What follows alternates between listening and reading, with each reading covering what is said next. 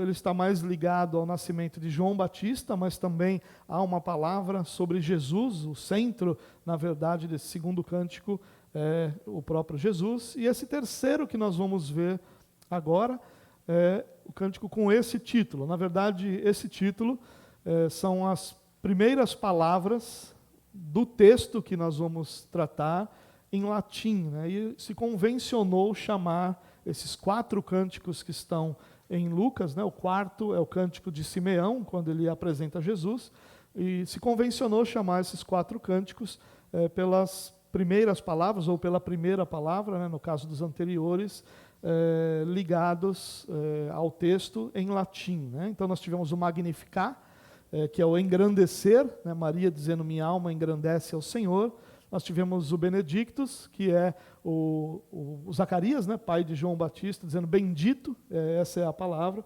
E agora nós temos o Gloria in excelsis Deo, que é o glória a Deus nas alturas. Lucas capítulo 2, versículo 14. Então, como eu disse, esse é o terceiro dos cânticos apresentados por Lucas. Os anteriores, como eu já falei, foram entoados por Maria e Zacarias, ainda na expectativa do nascimento de Jesus, do nascimento de Cristo.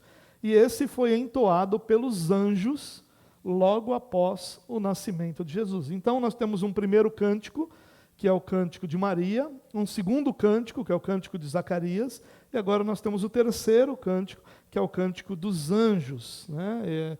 E ele é entoado logo após o nascimento de Jesus. Esse foi um evento tão espetacular, o nascimento de Jesus, que levou os anjos a cantarem por isso. E é interessante nós olharmos para uma canção produzida, né, feita pelos anjos. Talvez existam muitas lições para nós nesse texto. Antes da gente entrar então no texto, que é o texto que nós vamos ler, Lucas 2, do 8 ao 16, é interessante a gente notar alguns pontos em comum dos 3 cânticos, e talvez isso seja importante para a gente guardar em nosso coração, que nós estivéssemos estudando a música no Evangelho de Lucas, nós teríamos esses pontos em comum. O primeiro é que o nascimento de Jesus causou grande alegria no coração de todos os que souberam desse fato, de todos os que receberam a boa notícia. O nascimento de Jesus não foi tratado por ninguém como um evento qualquer. Todos aqueles que foram informados sobre o nascimento de Jesus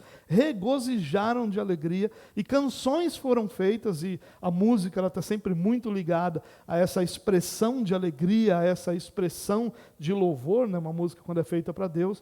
Então, nós vemos esse fato nos 3 cânticos. Não houve a possibilidade de que ninguém ficasse inerte diante do fato de que Jesus estava chegando, né? Seja sendo anunciado ou logo depois de nascido.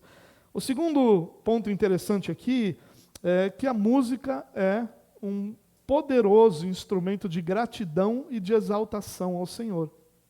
Então, todos aqueles que foram informados e tiveram seu coração cheio de alegria, eles expressaram essa gratidão a Deus, exaltaram o Senhor através de uma canção. Então, a música, ele tem, entre tantas outras funções para nós como cristãos, essa função de ser um instrumento de exaltação, de gratidão, de expressar aquilo que nós pensamos e sentimos sobre o Senhor.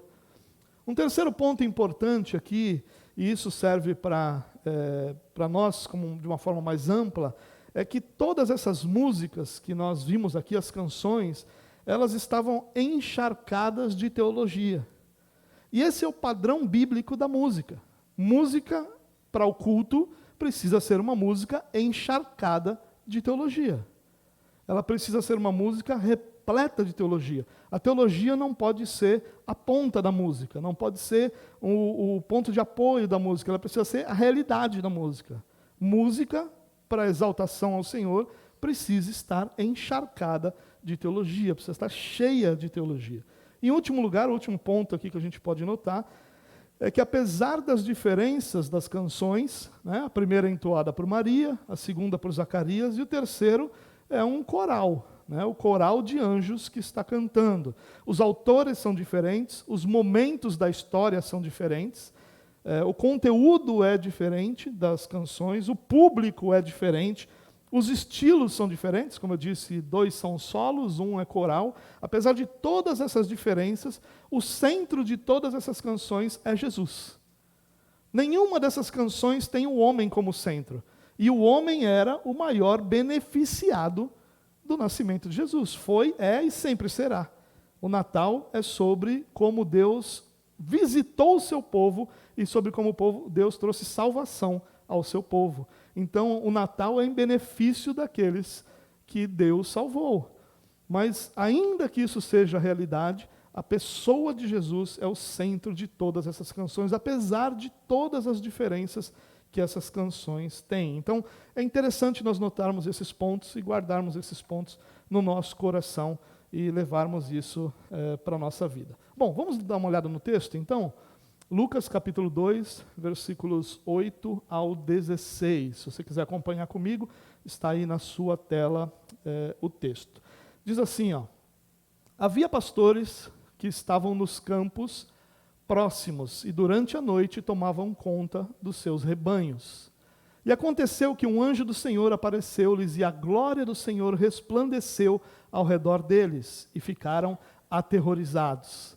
Mas o anjo lhes disse: não tenham medo, estou lhes trazendo boas novas de grande alegria que são para todo o povo.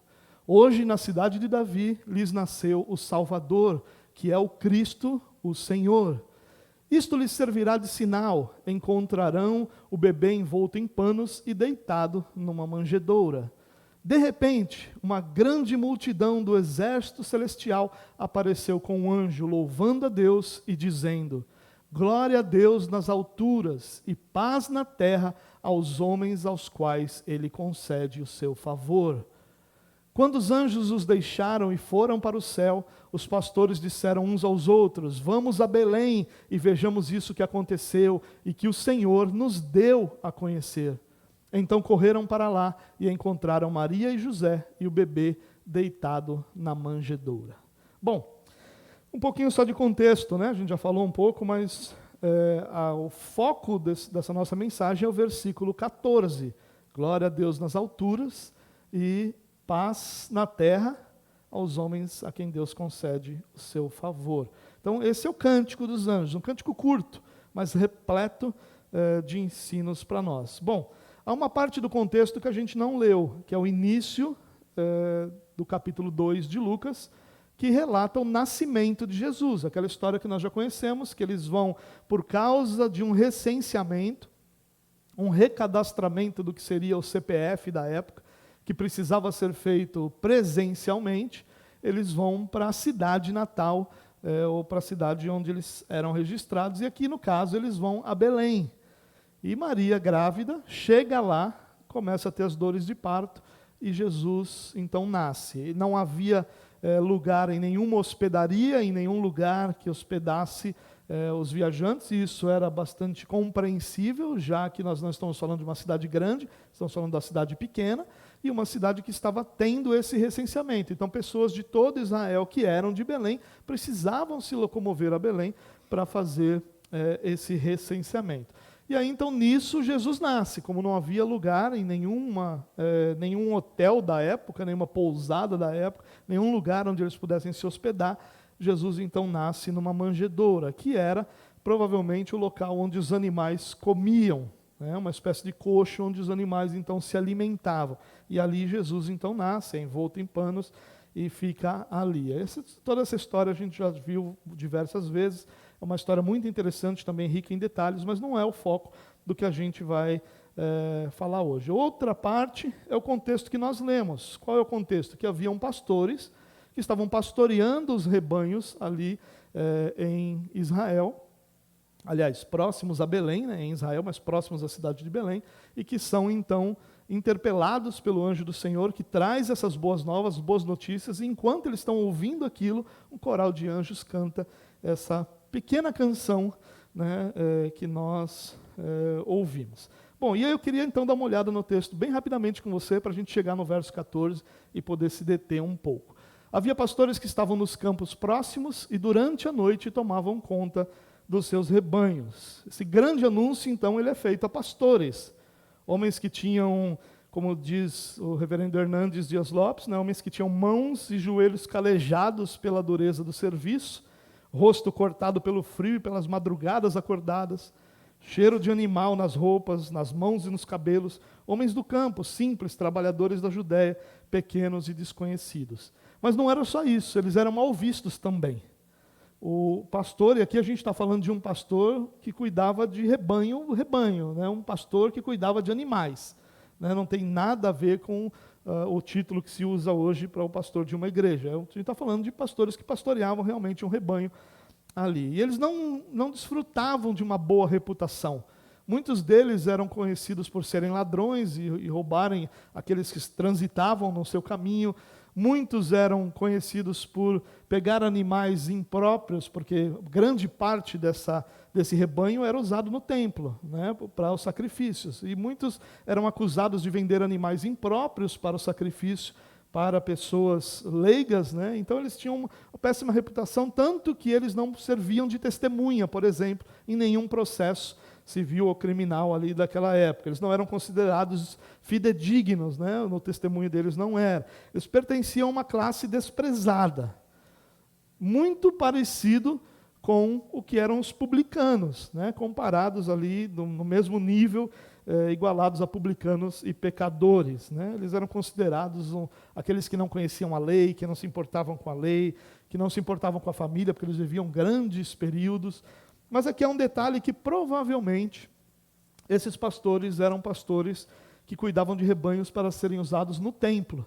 Né? Ao redor ali de Jerusalém ficavam os rebanhos que eram usados no templo e provavelmente esses pastores cuidavam desse tipo de rebanho. Bom, mas não eram pessoas muito queridas, não eram pessoas levadas em autoestima pela sociedade, pelas pessoas. Ao contrário, eram consideradas pessoas de uma classe inferior, de uma espécie de casta inferior. E é para essas pessoas que Deus então revela o nascimento do seu filho. Não para outras, mas para essas pessoas. Num anúncio muito claro, né, e talvez ali uma conexão de Lucas com a própria ideia, por exemplo, do profeta Isaías e de outros profetas, de que o evangelho é dado aos pobres, é dado àqueles que são considerados menores, daqueles que não têm valor para a sociedade, a essas pessoas o evangelho então é dado. E aconteceu que um anjo do Senhor apareceu-lhes, e a glória do Senhor resplandeceu ao redor deles, e eles ficaram aterrorizados. E aqui tem uma coisa que chama atenção, irmãos. A ideia de um anjo do Senhor apareceu,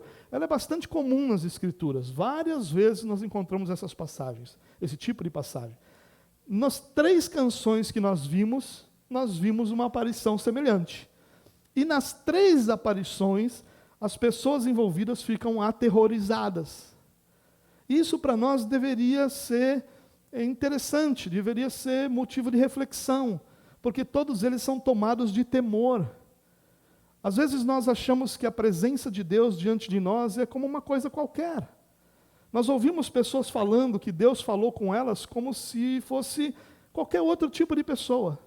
Fosse uma pessoa comum lá do seu trabalho, uma pessoa comum da sua rua, do jeito que ele passa quando vai comprar pão e a vizinha fala bom dia, Deus fala com ele. Né? E independente de se fala ou não, a presença do Senhor, a presença de uma mensagem do Senhor, a presença de Deus diante de alguém, nas Escrituras sempre causou terror. Não foi uma coisa banal, não foi uma coisa fútil, não foi uma coisa sem valor. Ah, Deus falou comigo. Ah, Deus disse isso, Deus disse aquilo. Não, sempre que Deus falou, pessoas foram aterrorizadas por aquela presença. Quando você vai para Apocalipse, João cai como morto. Não era pouca coisa estar diante de Deus, diante da sua palavra, diante da sua verdade. Primeiro, porque eles estavam diante daquele que é o Todo-Poderoso, santo, perfeito. Eles não estavam diante de qualquer pessoa imperfeita como nós somos. E segundo, porque estar diante do Senhor, inclusive conhecido pelos personagens bíblicos, era estar diante do reflexo da nossa imperfeição. E quando nós olhamos para a perfeição de Deus, fica clara a nossa imperfeição. Nós olhamos para a santidade de Deus, fica clara a nossa falta de santidade. Como aconteceu, por exemplo, com o profeta Isaías, causou a sensação de que haveria morte. Quem é colocado diante de Deus e não teme por sua vida, ele pode estar diante de qualquer coisa menos do Senhor. porque é notório que estar diante de Deus deixa claro que não há outro merecimento para nós, senão que Deus nos consuma. E quando isso não acontece, é pura graça, bondade e misericórdia. E é isso que acontece aqui. No versículo 10, o anjo precisa acalmá-los. Olha lá, mas o anjo lhes disse, não tenham medo.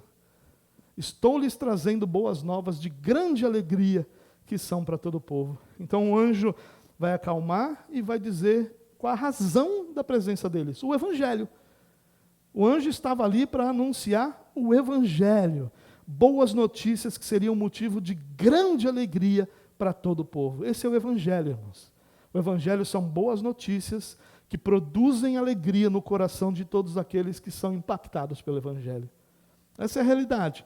E no verso 11, hoje na cidade de Davi lhes nasceu o Salvador, que é Cristo o Senhor. Há uma questão teológica interessante aí, porque cidade de Davi, né? Se está falando de Belém, de Jerusalém, mas não é sobre isso que nós vamos entrar, a gente vai entrar principalmente sobre a mensagem que é, hoje, na cidade de Davi, lhes nasceu o Salvador, que é Cristo o Senhor. Essa é a boa notícia. A boa notícia, sabe qual é? É Natal. É isso que os anjos estão dizendo aqui, ou o anjo está dizendo. Jesus nasceu. Há uma boa notícia, e essa boa notícia é, nasceu o Salvador, que é Cristo o Senhor. E aqui eu queria só, bem rapidamente, lembrar você que Cristo é a mesma palavra que Messias. Messias é uma palavra do hebraico, Cristo é do grego, onde esse evangelho provavelmente tenha sido o idioma original ao ser escrito, e por isso Cristo, mas seria a mesma palavra do Messias. E os dois vão representar o rei ungido de Deus, né, o descendente de Davi ungido por Deus para governar sobre Israel. E essa era a expectativa, Israel esperava o Messias, ou o Cristo, é só idioma diferente, mas estamos falando da mesma pessoa. E Lucas aqui vai usar o Cristo porque ele escreve em grego, e ele está falando, olha, aquele que era esperado, nasceu. A salvação que era necessária e esperada está acontecendo, porque o Salvador nasceu. Essa é a boa notícia, esse é o Evangelho. O Evangelho, ele é simples. Deus enviou ao mundo o seu Filho, para que no lugar do pecador, ele satisfizesse a justiça de Deus, para que com a justiça satisfeita, o pecador tivesse acesso ao Senhor, através da fé, do perdão dos pecados, que é dado em Cristo Jesus. E o texto continua, isto lhes servirá de sinal, encontrarão o bebê envolto em panos, deitado numa manjedoura. É como se o anjo dissesse, para que vocês saibam que minha mensagem é verdadeira, vai acontecer dessa forma. E a gente já sabe que isso tinha sido assim, porque ao ler o início do Evangelho de Lucas, a gente vai ver que, do capítulo 2, né, de Lucas, a gente vai ver que é exatamente assim que aconteceu. Lembrando, mais uma vez, que manjedoura é o local onde os animais se alimentavam. De repente, uma grande multidão do exército celestial apareceu com um anjo, louvando a Deus e dizendo. Lucas usa esse de repente aqui para nos lembrar que esse foi um ato de Deus. Não foram os homens que provocaram isso, os homens que convidaram, os homens que produziram. Foi Deus que fez. De repente, uma grande multidão do exército celestial. Você imagina a cena? Eu fico imaginando se fosse eu. Eu já estaria aterrorizado pelo anjo do Senhor estar falando. Já mais calmo e absurdamente feliz pela boa notícia. E, do nada, uma multidão de anjos aparece cantando. Imagina que coisa, que cena fabulosa. E a gente não pode esquecer o seguinte, nós vimos no texto que quando o anjo do Senhor chega, resplandece a glória de Deus, ou seja, a noite foi feito dia. E nessa noite feito dia, os anjos são vistos por eles e começam então a louvar a Deus cantando. E aí nós entramos no versículo 14, onde está essa canção. Glória a Deus nas alturas e paz na terra aos homens aos quais Ele concede o seu favor. Bom, certamente poucas cenas da história foram tão belas, tão grandiosas, tão espetaculares quanto essa cena que é dada aos pastores, aos pequenos, aos rejeitados, aqueles que nunca seriam considerados para assistir um espetáculo humano encenando isso, quanto mais poderiam ser aceitos como aqueles que viram realmente essas coisas. E aí então o cântico, ele é registrado para nós com apenas 2 frases. Não sabemos se algo mais foi cantado, e aqui de repente está registrado só o coro. Não sabemos. O que a gente pode dizer é que a canção foi essa. Se ela foi maior ou menor, seriam apenas conjecturas, apenas pensamentos nossos, mas são 2 frases cheias de significado, que nos apresentam basicamente 2 efeitos dessas boas notícias anunciadas pelo anjo do Senhor. Lembra qual é a boa notícia? Hoje na cidade de Davi nasceu o Salvador, o Cristo, o Senhor. Nasceu aquele que veio trazer salvação para o perdido, esperança para o abatido, vida para quem estava morto em seus pecados, liberdade para quem era escravo da injustiça e da maldade, vida para aqueles que são do Senhor. Ele nasceu, e aí eles cantam isso: glória a Deus nas alturas e paz na terra, aos homens aos quais Ele concede o seu favor.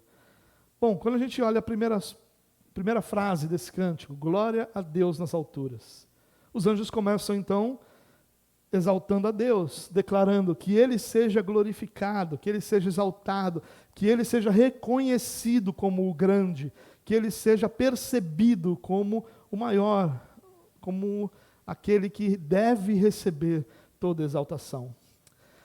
Sabe, irmãos, é interessante que quando a gente fala de Deus ser glorificado, às vezes as pessoas questionam e pensam sobre um Deus, por que Deus exigiria glória para si? Não parece vaidade?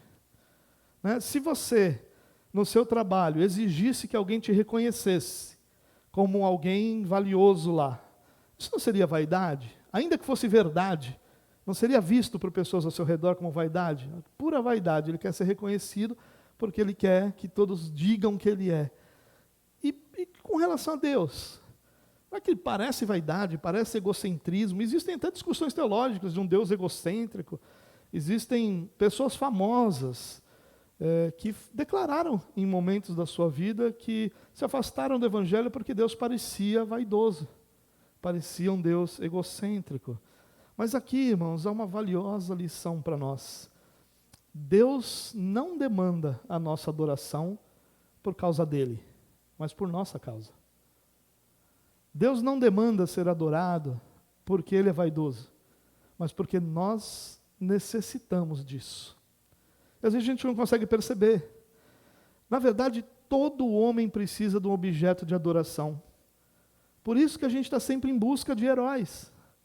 Essa semana estreou um filme novo do Homem-Aranha. Você percebeu o frisson que está em torno desse filme? Por quê? Porque nós precisamos de heróis. Heróis acalmam nosso coração, heróis nos ajudam a enxergar um mundo diferente, a pensar de formas diferentes. E todo mundo precisa de um herói, todo mundo precisa de um ídolo, até aqueles que não reconhecem. Alguns ídolos são imaginários, outros têm como ídolos atletas, artistas, outros vão ter no dinheiro, no trabalho, na família, até em si mesmos o seu próprio Deus. Mas todos precisam de seu Deus.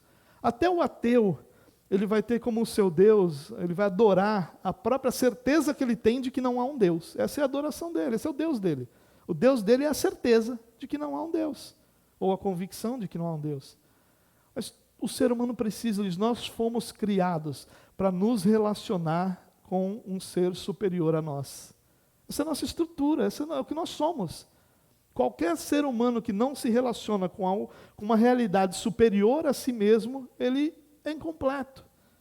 Ele está em busca de um ídolo, de um Deus sempre. E a realidade é essa: se nós não nos voltarmos em adoração a Deus, nós vamos nos voltar em adoração a alguma outra coisa. Porque nós nos sentimos satisfeitos ao termos um relacionamento com algo superior a nós. Por isso que pessoas procuram um propósito de vida no seu trabalho, propósito de vida em realizações, porque nós precisamos de algo superior. É muito interessante a gente pensar nisso, irmãos. É por isso que Deus ordena que o homem o adore, porque ele foi criado para se satisfazer no Deus verdadeiro, Criador de todas as coisas. Nós fomos criados para nos satisfazer em Deus, para que nosso relacionamento com Deus supra a nossa necessidade de algo superior a nós. Só isso traz paz ao coração do homem, saber que algo superior a nós tem o controle de todas as coisas. Porque mesmo não reconhecendo, nós sabemos que o nosso controle é extremamente limitado. É o homem que se satisfaz na adoração a Deus, e não Deus que é plenamente satisfeito na nossa adoração. Não é Deus que se satisfaz em nós. Deus é satisfeito na perfeita relação que existe na Trindade. Deus é satisfeito. Ele não está em busca de satisfação. A perfeita relação entre Deus Pai, Deus Filho e Espírito Santo satisfaz plenamente o Senhor. Quem se satisfaz na relação Deus-homem é o homem. Não que para Deus tanto faz. Não, Deus criou o homem para essa relação. Mas Deus não precisa dela para ser satisfeito, porque Ele é satisfeito em si mesmo. Nós precisamos, porque nós somos criados para nos satisfazer em Deus. E aí nós buscamos nossos próprios deuses, se nós não nos satisfizermos em Deus. Como diz John Piper, Deus é mais glorificado em você, quando você está mais satisfeito nele. Você vê que interessante? Nós nos satisfazemos em Deus, e Deus é glorificado nisso. Não é Deus que necessita, somos nós que necessitamos dessa adoração. Deus é glorificado nas alturas, e aqui a ideia, você vê, glória a Deus nas alturas e paz na terra. Está falando de um Deus que nos céus é glorificado e que na terra derrama paz sobre os homens. É um efeito pleno do Evangelho. Deus é glorificado por quem Ele é. A pessoa de Deus, superior a tudo, santo, justo, completamente verdadeiro, é digno de toda adoração. Quem Ele é já seria motivo suficiente para que Ele seja glorificado, para que Ele seja adorado. Se Deus nada fizesse, ainda assim Ele seria digno de toda a glória, de toda a adoração por quem Ele é. A sua glória e esplendor se refletem em nós. A sua grandeza e majestade espelha as maravilhas das suas mãos.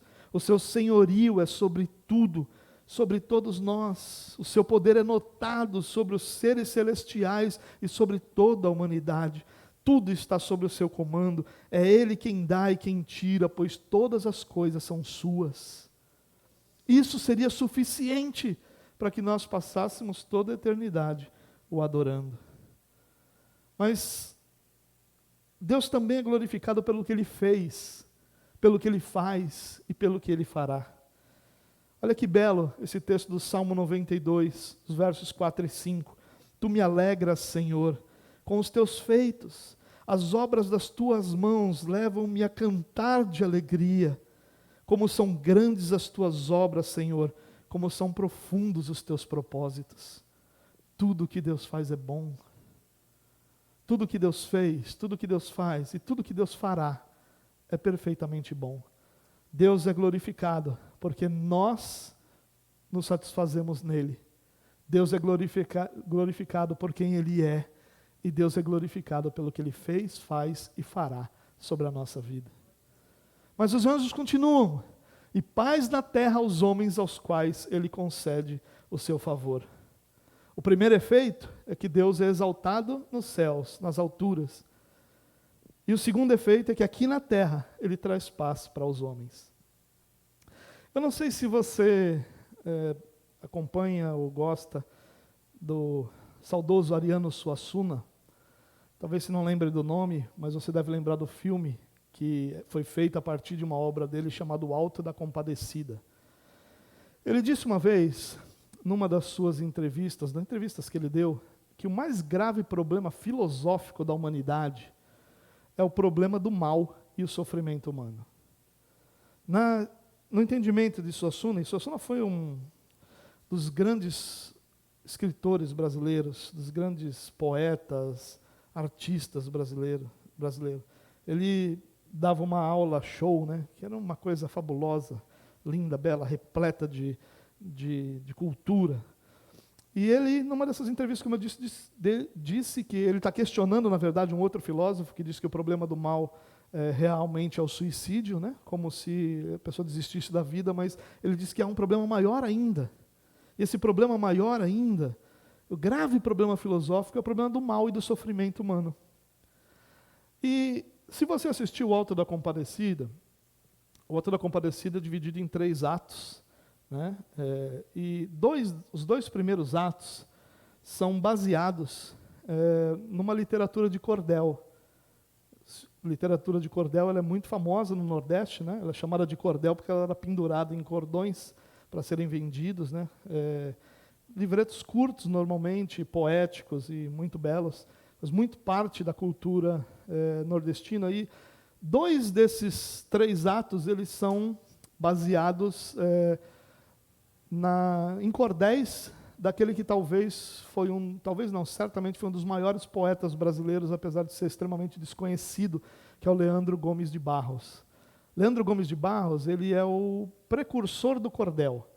É o primeiro a escrever, publicar, vender e viver disso, como muitos poetas fazem. Ele era paraibano, assim como o Suassuna, viveu em Pernambuco também muitos anos, assim como o Suassuna. E ele formula essa ideia do mal, ou esse problema filosófico, num breve poema de 3 estrofes. Leandro Gomes de Barros, depois você anote esse nome aí. Se você tem Kindle, tem muito livro, muito cordel dele gratuito lá no Kindle para você ler, vale muito, muito a pena mesmo, é um dos grandes artistas brasileiros. E ele diz o seguinte, formulando essa ideia do grave problema do mal. Olha o que ele diz. Se eu conversasse com Deus, iria lhe perguntar, por que é que sofremos tanto quando viemos para cá? Que dívida é essa que o homem tem que morrer para pagar? Perguntaria também, como é que ele é feito, que não dorme, que não come, e assim vive satisfeito? Por que ele não nos fez, ou não fez a gente do mesmo jeito? Por que existem uns felizes e outros sofrem tanto? Nascemos do mesmo jeito, vivemos no mesmo canto. Quem foi temperar o choro e acabou salgando o pranto? Olha que lindo, né? Quem foi temperar o choro e acabou salgando o pranto? Esse é o questionamento que ele faz, lidando com esse maior problema filosófico da humanidade, o sofrimento humano. Por que o homem sofre tanto? E muitas pessoas vão dizer o seguinte, que essa grande questão filosófica não tem resposta, que a gente não sabe responder. Mas a Bíblia traz resposta sim para isso. E sem querer minimizar o problema filosófico, porque se fosse possível minimizar, ele não era um problema filosófico, mas sem querer minimizar isso, a Bíblia tem uma explicação para uma resposta para o Leandro Gomes de Barros. Uma resposta para aqueles que, como Leandro, questionaram isso. E têm dúvidas sobre por que as pessoas sofrem se foram feitas iguais, por que Deus não fez a gente igual. E a resposta é a seguinte, a dívida que o homem tem que pagar, ou que tem que morrer para pagar, é o pecado. Essa é a dívida que o homem tem, por isso que ele tem que morrer para pagar. E é o pecado cujo salário é exatamente a morte. Deus nos fez do mesmo jeito que Ele, não como seres divinos, mas a sua imagem e semelhança.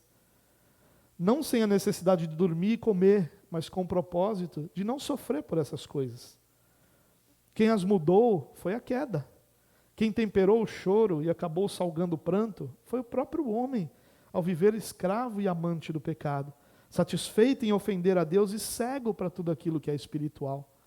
Então é muito belo questionar o mal. É muito belo questionar por que o homem sofre tanto, se Deus existe, porque há tanto sofrimento, como a gente costuma ver. E a resposta é por causa do pecado. E o Natal é exatamente essa notícia, o pecado que escraviza o homem pode ter fim na vida de todo aquele que deposita sua fé em Cristo Jesus. Num primeiro momento, a culpa do pecado, a punição pelo pecado é retirada, mas no momento futuro, a própria presença do pecado será retirada de todos nós. Esse é o Natal. O Natal é o anúncio de que aquilo que escravizava o homem, de que o pranto que foi salgado por alguém que temperou o choro, só existe porque o pecado faz parte da natureza humana. Senão o nosso pranto seria de alegria diante do Senhor. Mas como as Escrituras dizem, vai chegar o dia em que toda lágrima será enxugada. De que todo pranto que foi salgado E a ideia do salgado aqui é a ideia de que a dor nele vai ser retirada.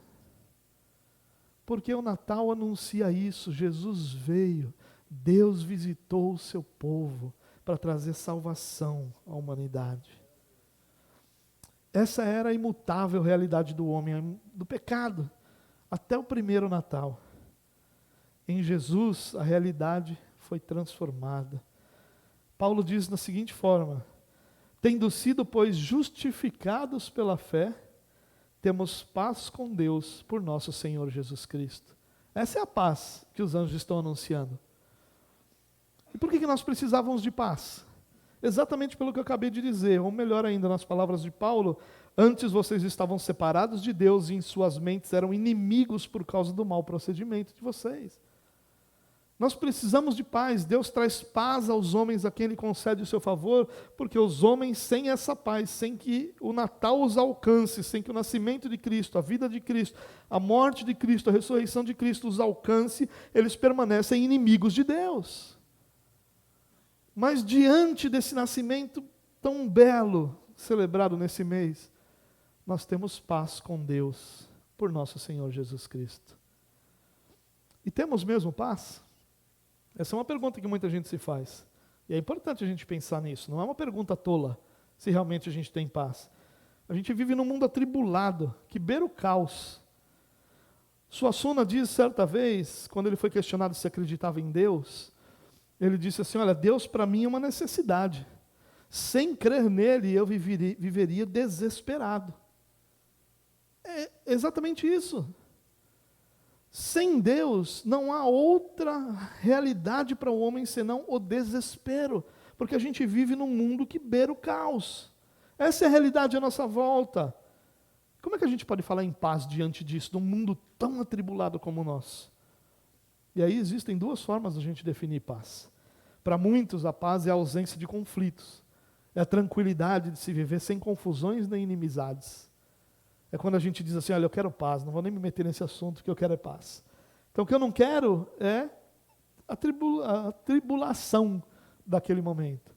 Ou não vou me meter nessa empreitada, porque essa empreitada vai me dar trabalho, vai me desgastar, eu não quero isso. E para pensar, irmãos, essa não é a paz bíblica. Essa é uma paz utópica, ilusória, nunca vai existir. Uma paz que é a ausência de conflito, ela não existe. Quando tudo está bem à sua volta, a sua cabeça cria os próprios conflitos. Está tudo bom demais, tem alguma coisa errada. A gente cria isso na igreja. Crente que está tudo bem na vida dele deve estar em pecado. Nem a gente aceita que há essa paz. Até a gente cria uma na cabeça. Né? Só está tudo bem na sua vida, você começa: Senhor, o que está acontecendo? Quando o mar acalma, o tsunami está vindo. Alguma coisa está acontecendo. Porque nem a gente acredita, a gente sabe que essa paz é uma utopia. A paz bíblica é outra. A paz bíblica é a tranquilidade interior em meio à guerra exterior. E vai além. Como a gente falou, paz é fruto da justificação, que nos permite estar diante de Deus, não mais como inimigos, mas agora como filhos, desfrutando alegremente da sua presença. A paz com Deus é ser transformado de inimigo em filho. É estar no meio da mais severa tribulação, mas não abatidos. Extremamente cansados de todas as lutas, mas de forma alguma desanimados, de forma alguma abatidos, de forma alguma vencidos. Porque a nossa esperança não está que as coisas estejam bem ao nosso redor. A nossa esperança está em que Cristo em nós temos a esperança de glória. Estamos em paz com Deus. Fato que nos põe automaticamente em guerra contra o pecado, contra a carne e contra o mundo. Então, paz com Deus significa guerra contra a carne, contra o pecado e contra o mundo. Guerra essa que nós não vencemos por nossa própria força, mas que nós vencemos por uma capacitação do Espírito em nos moldar e nos capacitar a obedecer a Deus. A realidade ao nosso redor, irmãos, é um campo de batalha, mas o nosso coração descansa no Senhor.